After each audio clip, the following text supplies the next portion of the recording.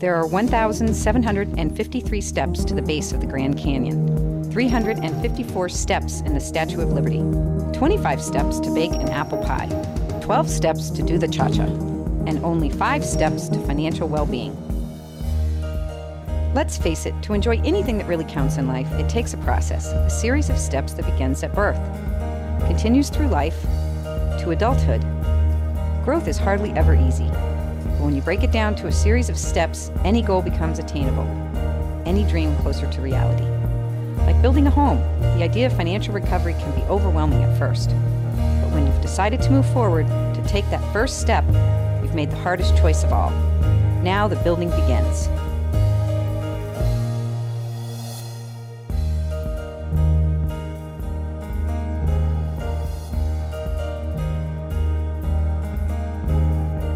The first thing I tell people I counsel about finances is this: you've got the power. You make the decisions.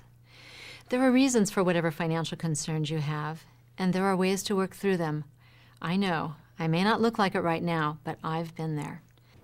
Oh, I was a wreck with money. I was one of those people who had not learned about money at all.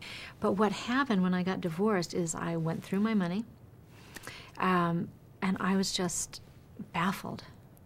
But I realized that it was more than just learning about money, that for me, there were strong emotional components that drove my relationship to money. I was missing a lot of the things I wanted out of life.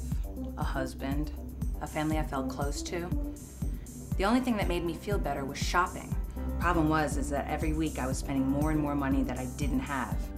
It was like I was spinning out of control. I was $27,000 in debt, and I was acting on every compulsion I had. I mean, the more I spent, the more I beat myself up, the more I let myself go. It was a spiral. I was laid off from my job. Mary's part-time job and my unemployment benefits just weren't going to pay down the debt. So we had to make some changes. It was over 14 years ago now. My finances had made my life spiral out of control. I made a decision. I couldn't keep going on that way. Enough was enough. And slowly I developed the steps to take myself out of my situation. I figured out how to stop allowing my finances to take over my life, how to take charge. Since then, I've devoted my life to helping other people learn it for themselves. Working with the Freedom Point system will make a difference in your life, there's no doubt. The system you have in front of you was created to make this process as simple and easy as possible. It breaks down the steps it takes to get a handle on your finances. It helps you make money matters manageable, and most importantly, it will help you overcome the self-defeating behaviors that cause so many money problems.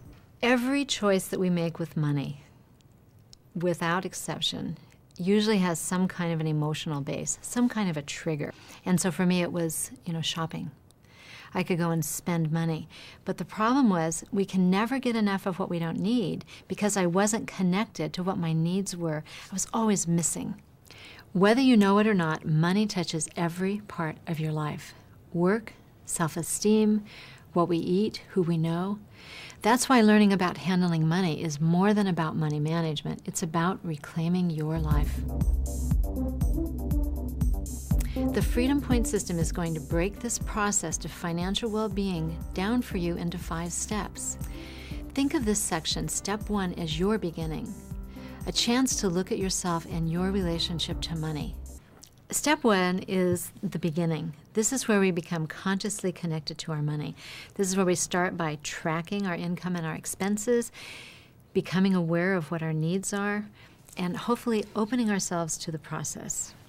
When you're clear about where your money is going, you can begin to make choices based on the life you want. I needed to be consciously connected to my money every waking minute of the day. Step 2 is the core of the process. This is where we're going to work with you to create a spending plan. A spending plan is a process designed to help make sure that you're meeting your needs, to make sure that you start really identifying and connecting up with your values.